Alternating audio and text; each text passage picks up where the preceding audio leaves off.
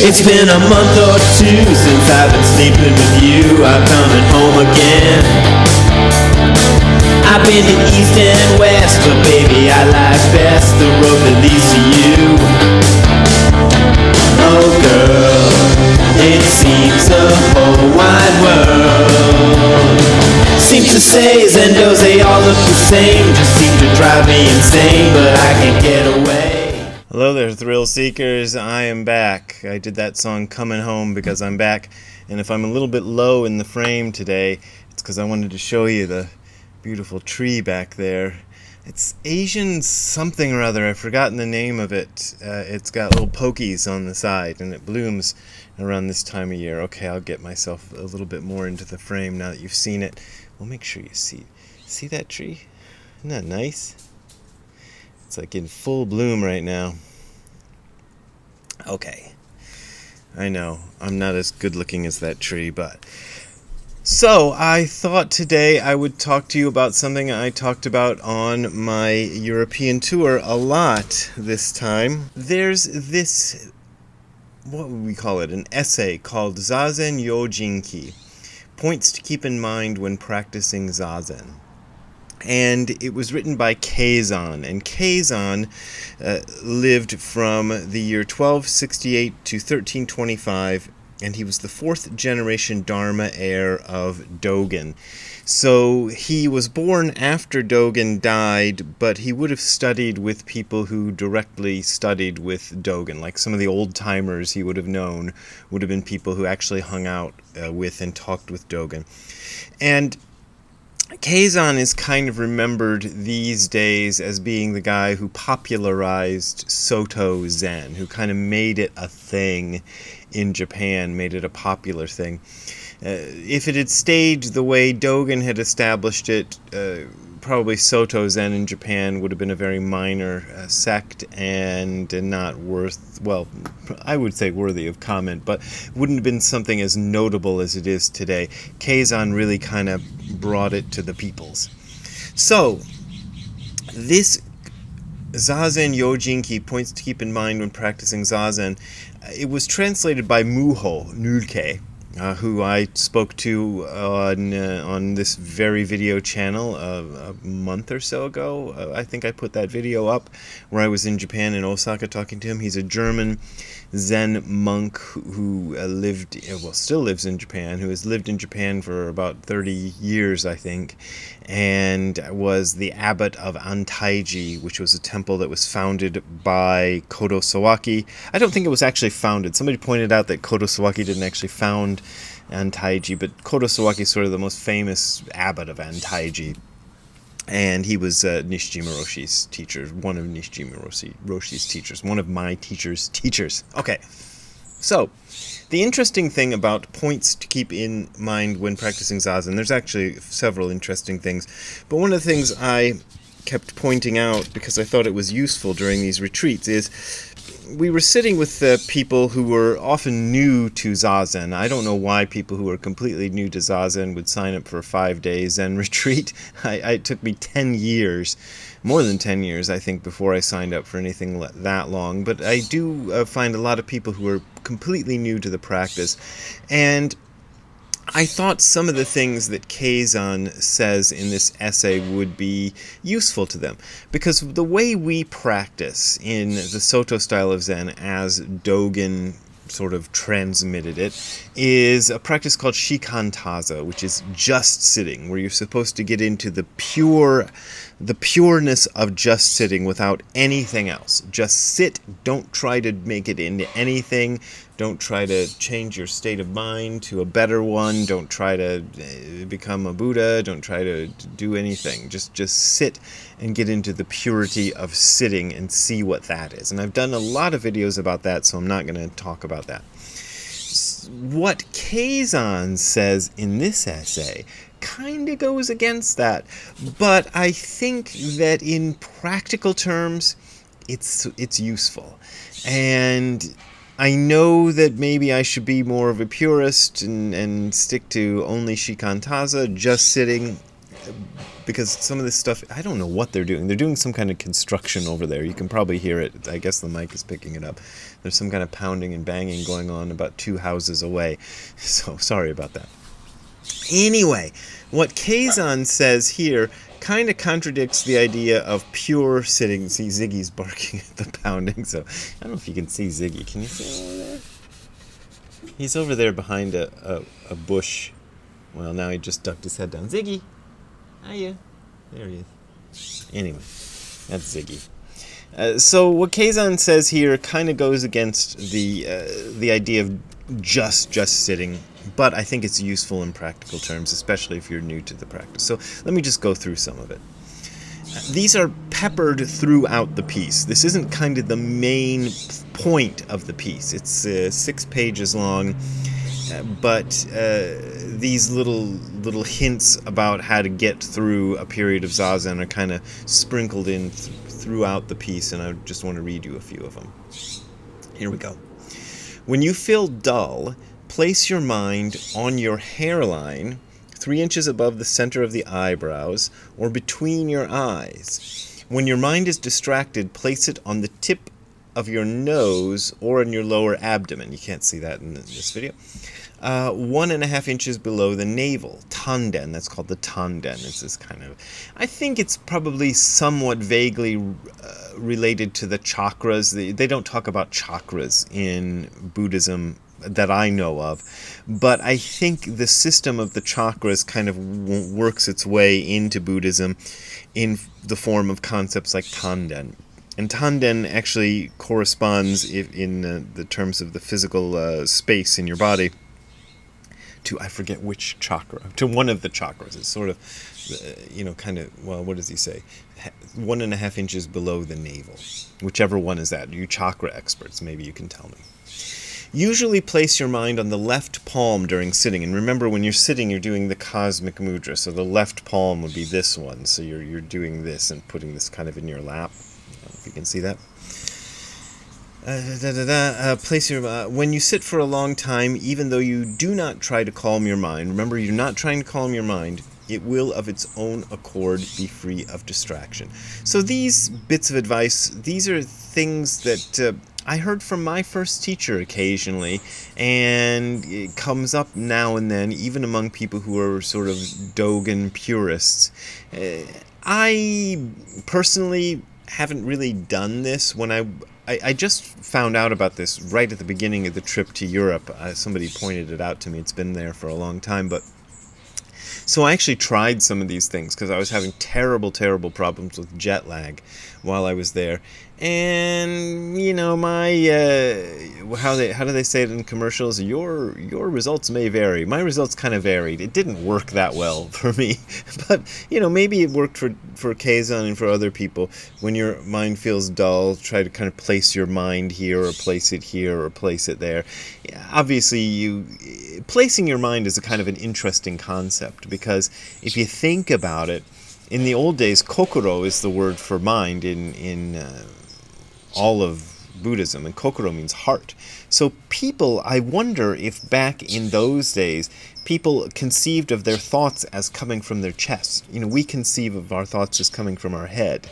I think that's just a matter of placing your mind somewhere. I don't think the thoughts are really in your head or in your heart either. They're somewhere else. I'm not sure where they are.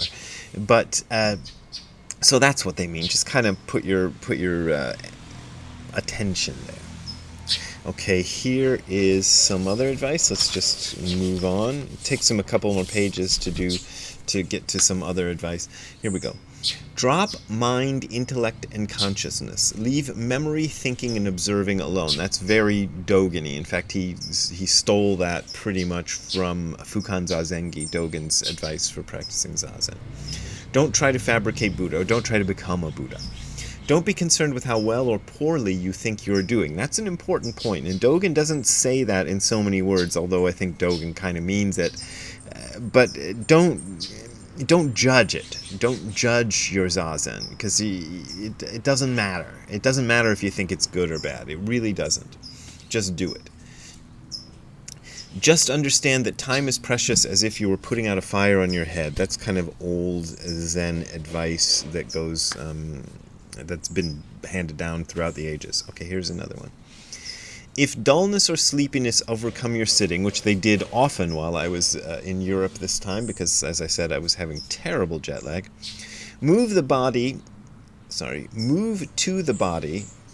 I guess that means move the body, okay. And open the eyes wider, or place attention above the hairline again, between the eyebrows.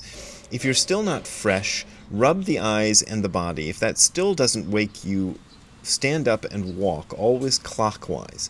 Once you've gone about 100 steps, you probably won't be sleepy any longer. The way to walk is to take half a step with each breath. Walk without walking, silent and unmoving. Now that refers to the practice of kinhin, and you can see from what he says about kinhin that it was done differently in those days. And I've read this before in other pieces where people have traced the history of Zen Buddhism and how it was done. These days, kinhin is done as a break between periods of Zazen. So you sit Zazen for 30 minutes usually, 30 or 40 minutes, and then they do 10 minutes of kinhin, which is walking meditation around the room in a group. Apparently, back in the old days, they didn't do it in a group. It was just when an individual monk would decide that he or she couldn't deal with it anymore, that monk would get up and do kinhin, and everybody else would keep sitting. So the periods of Zazen were much longer. They weren't 30 minutes. They were, maybe 2 hours or 3 hours. But within that 2 or 3 hours, you could get up and walk around if you needed to. Nowadays, it's more, it's done as a group. But as you can see, it wasn't always that way. Okay, here's another one.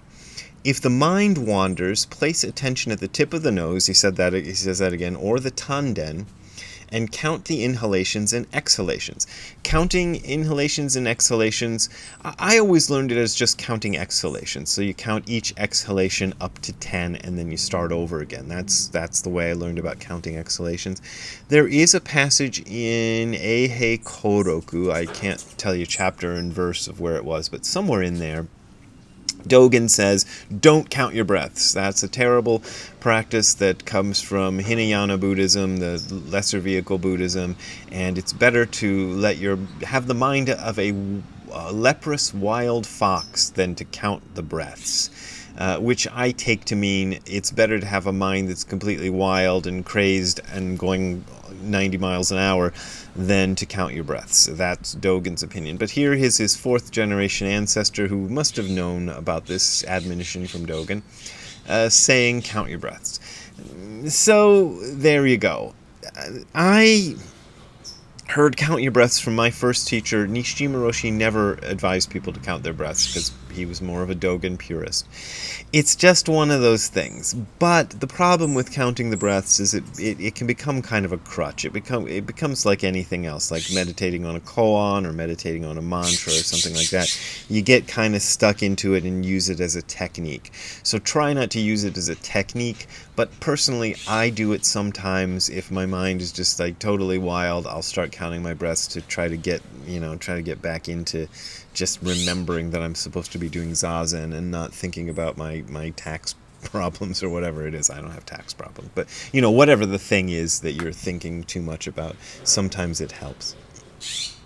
If that doesn't stop the scattering, bring up a phrase and keep it in awareness. For example, what is it that thus comes? Or when no thought arises, where is affliction? Answer, Mount Sumeru. Or, what is the meaning of Bodhidharmas coming from the west? Answer, the cypress tree in the garden. Sayings like this that you can't draw any flavor out of are suitable, which I think is really interesting because that's a whole different way of conceiving of the idea of concentrating on a koan. Because in the Rinzai school of Zen, stereotypically perhaps, one is instructed to really, really concentrate on the koan. Like it's you've swallowed an iron ball that you can neither vomit nor poop out or something. I forget how it goes. But it's like this iron ball in the gut sort of thing. And here he is, Kazan, talking about the same actually the same koans that are often given in the Rinzai tradition, and saying that they're sayings that you can't draw any flavor out of, that they're just boring things that you can't make any sense out of, and concentrating on them might help. It's interesting how he puts it. Dogen never, ever advises people to concentrate on a koan during Zazen. There are people out there I know who are respected Zen people and authors who will tell you that he did, but you show me the spot where he did. Because every time they try to bring up the spot where he did, I'm going, he isn't really saying concentrate on it during meditation. He's saying think about this koan. But he's not saying keep it in your mind during meditation, and concentrate on it and try to break through it. He's never saying anything even remotely like that. So there you go. All those guys are wrong. There's some interesting exotic birds flying around today. Here's another piece of advice. If scattering continues, sit and look to the point where the breath ends and the eyes close forever, and where the child is not yet conceived. So you have to know a little bit about Buddhist mythology concerning death to understand that, because of course they believed in reincarnation. So what he's talking about is that moment after death and before the next incarnation, the sort of, what do they call it, middle existence period, and look towards that. And he says, where not a single concept can be produced. When a sense of the twofold emptiness of self and things appears, scattering will surely rest. That's kind of interesting philosophically. When the sense of the twofold emptiness of self and things appears, then the scattering of your mind will surely cease. Probably it would, if you got to that point. And here's his last piece of advice. You should just rest and cease. Be cooled past numberless years as this moment. Be cold ashes, a withered tree, an incense burner in an abandoned temple, a piece of unstained silk. This is my earnest wish. And he says a lot more in that essay, and I think I'll probably do a couple more videos about other things he says in that essay. But these are sort of practical pieces of advice when you're doing Zazen, especially when you're doing it for a long period, that can be helpful to get through it. And while I was in Europe this time, I took to reading those pieces of advice usually during the first lecture during a retreat of 3 or 5 days, whatever we were doing, just to kind of help people get through it.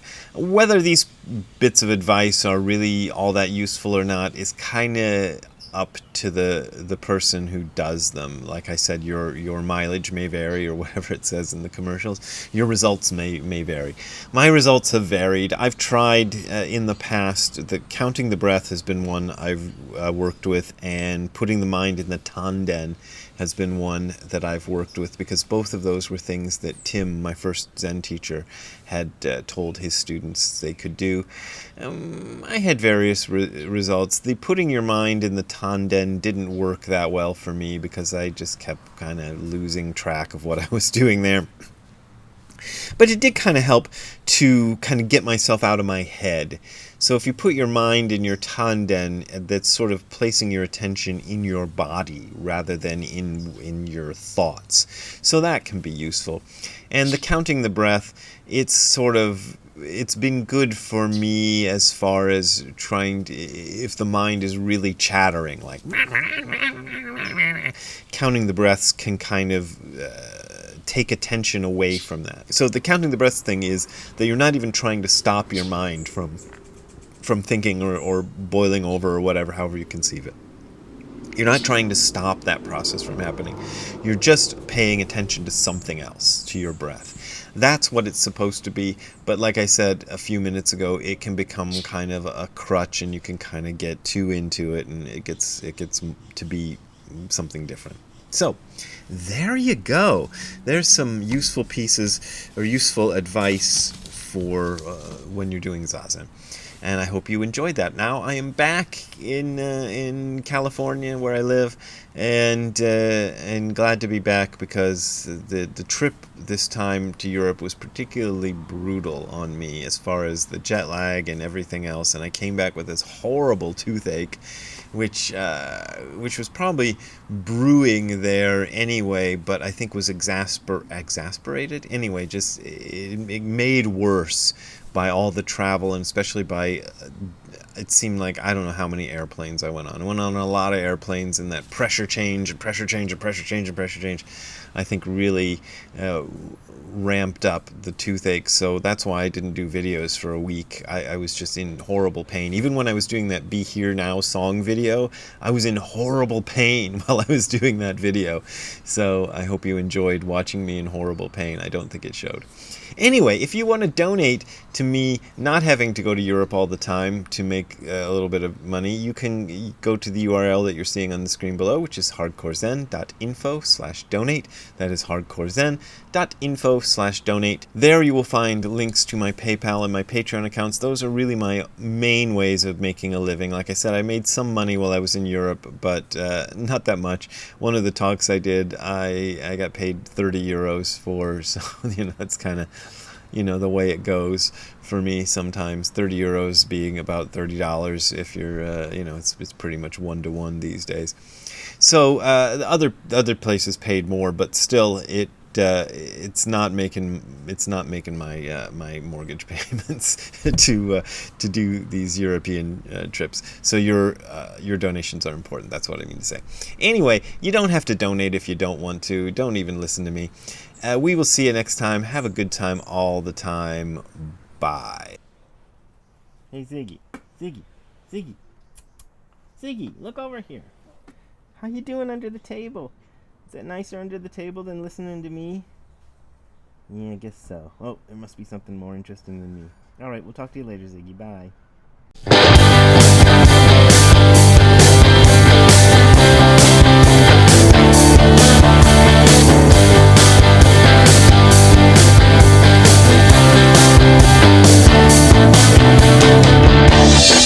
It's been a month or two since I've been sleeping with you. I'm coming home again. I've been to east and west, but baby I like best the road that leads to you. Oh girl, it seems the whole wide world seems to say Zendos, they all look the same. Just seem to drive me insane, but I can't get away until I receive a call that tells me that'll be all, and then I hop a plane. It's true, I'm not sure if you knew, I'm coming home to you.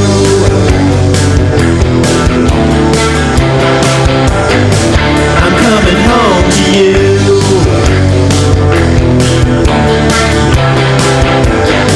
I'm coming home to you.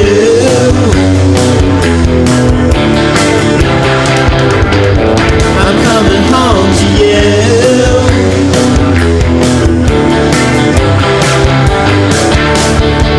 Oh girl, it seems the whole wide world seems to say Zendos, they all look the same. Just seem to drive me insane, but I can't get away until I receive a call that tells me that'll be all, and then I hop a plane. It's true, I'm not sure if you knew, I'm coming home to you.